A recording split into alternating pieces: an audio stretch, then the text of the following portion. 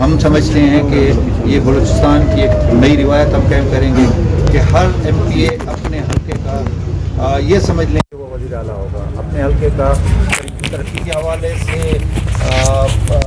मसाइल के हवाले से हम इंशाअल्लाह उसको इतना एहतराम देंगे, पावर देंगे कि वो उसको ज़रूरत ही ना पड़े CM तक आने की। वो अपने मसाइल जो भी उसके हल्के में होंगे वो आपके जैसे कहते हैं ना कि दहलीज़ पर, उसके हल्के की दहलीज़ पर वो खुद हल करें। ये तारीख़ में पहली दफ़ा होगा कि अब्दुल कदूस जो साहब बिला मुकाबला इंशाअल्लाह कोई उनके मुकाबले में अभी तक कहीं से भी कोई आवाज़ नहीं उठी कि कोई उनके मुकाबले में आएगा, तो बिला मुकाबला होंगे। कल इंशाअल्लाह 4 बजे हल्फ तकरीब बर्दारी है, तो वहाँ भी इंशाअल्लाह आपसे मुलाकात होगी। कोई क्वेश्चन है तो सर ये बताइएगा, आपने कहा 65 के 65 अरकान जो है उनकी हिमायत हासिल है, हुकूमत साजी में भी क्या अपोजिशन जमातों को शामिल कर रहे हैं? नहीं, अभी तक तो हुकूमत साजी मैंने अर्ज़ की ना, ये मरहलावार ये प्रोसेस होता है। जैसे पहले जाम साहब के खिलाफ अदम एतमाद की तहरीक लाई गई, फिर वो बखूबी निबट गई, और दूसरे स्टेज पे फिर स्पीकर ने इस्तीफ़ा दिया, अल्हम्दुलिल्लाह वो निबट गया।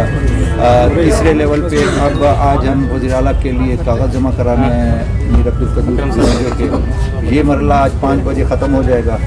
चौथे मरहले में वज़ीर आला साहब हल्फ उठाएंगे, वो चौथा मरहला होगा। इसके साथ साथ फिर 5वें मरहले में जाके हुकूमत साजी होगी।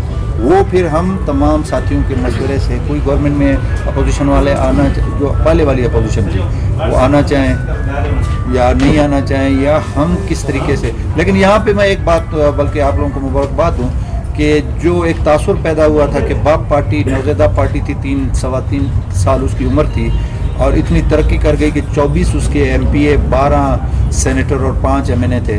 तो अल्हम्दुलिल्लाह हमारे जो अकाबरीन थे, साथी थे, सफ़ाइदरीश थे, हम थे,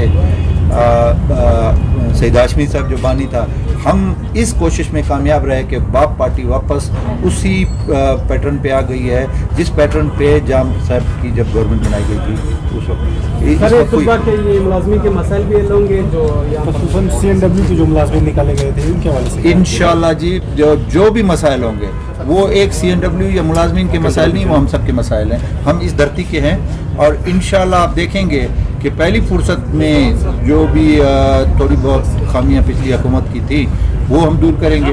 फिर आप सबको साथ लेके, आपके मशवरे लेके हम इसको, इस सिलसिले को आगे बढ़ाएंगे। वही जाम साहब वाली पॉलिसी होगी या नई कोई पॉलिसी लेकर आएंगे? क्या मतलब?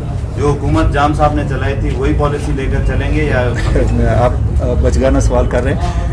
देखिए, जाम साहब की अगर कोई पॉलिसी थी वो हमारे लिए बहुत काबिल एहतराम है। मैं कोई, क्योंकि आज वो जा चुके हैं, मैं उनके बारे में तो एक लफ्ज़ भी नहीं बोलूँगा। वो एक कदावर शख्सियत हैं, अपने एक कबीले के बड़े हैं, हमारे लिए काबिल एहतराम हैं। अगर वो पॉलिसी कामयाब होती तो 3 साल के बाद ये हुकूमत तब्दील ना होती। साहब ये बताइएगा कि पहले नाराज अरकान आप थे, लेकिन अब नाराज अरकान में जाम साहब हैं, तो कोई कोशिश नहीं की गई कि उन्हें रोक लेते, कम से कम कल के इजलास में भी वो शिरकत करते, उन्हें कुछ अपने साथ शामिल किया जाता?